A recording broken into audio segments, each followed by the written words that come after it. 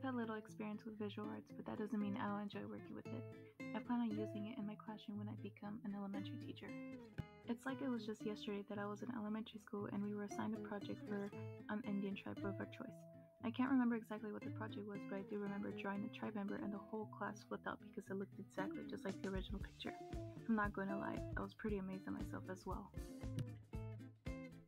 This story isn't much about my experience with art, although it starts off that way, but rather how visual arts excites me for my future as an educator. I've always had a major interest in visual art pieces because it truly amazes me how someone's hands created such a piece and how they use their imagination to create it. My boyfriend and I share the same interest, which is really cool because we can go to an art museum and have the time of our lives just talking about the different art pieces. We'd usually go to the Fresno Fair to look at art pieces from local people. We also recently went to the Armenian Heritage Museum here in Fresno, and we were truly amazed by the work from Rubik Kosharian. His art focus was on traditional paintings of fruit, specifically pomegranates.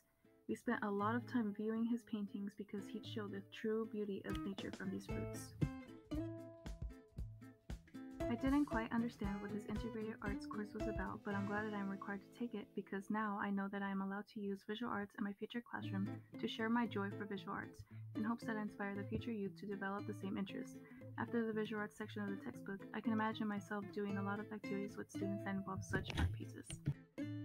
One thing I would most likely do is bring art pieces to the classroom, whether they're photographs, paintings, or drawings, and I'd use them to ask students how it makes them feel and what they think the artist was thinking while creating their piece. All young students have a wild imagination, and sometimes it's hard to let them express it, so I know for a fact that by using this strategy in the classroom, I'd get a lot of chatter from the class. Personally, I don't speak up much because I'm afraid of being wrong and being laughed at, which I'm sure a lot of people are, especially younger students. I'd know for a fact that I have the right answer, but for some reason, I can't bring myself to talk. Then there goes someone else who speaks up and says what you're going to say, and they get all the praise for it. Then I think to myself, dang it, I knew I had it right. It has happened a lot to me since elementary school, even to this day as a college student. It didn't always help that I was always a quiet student in class that was afraid of getting in trouble for talking. Maybe that was the reason why I was so afraid of speaking up. I know a lot of students are like this too, so when I give them the opportunity to speak up, they gain more confidence to speak in front of anyone. I know that as a teacher, I would take my students on field trips to art museums. I find it so amazing how there are buildings that exist where all they have is portraits of different stories from different artists. It's like reading hundreds of books in one day. Students can run free with their friends and talk about what they think about each piece. Some may goof around, but kids know how to speak their minds. I almost forgot to mention projects. I think it would be really cool to assign students a project to create an art piece for their favorite book, using just one art piece to summarize what their favorite book was about.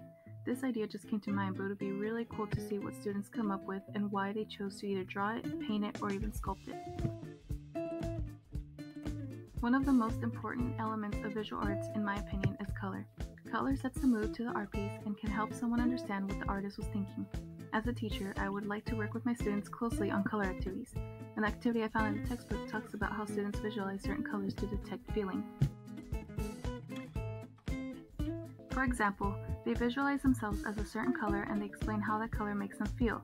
The teacher would ask questions about how it makes them feel, how they would feel if the color changed or mixed with multiple colors. Practicing these activities can teach students how to identify moods and feelings with color.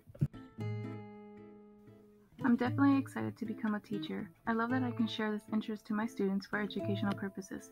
I would want my students to grow up with the courage to make their voices heard. Thank you again for watching my story. Created using Powtoon.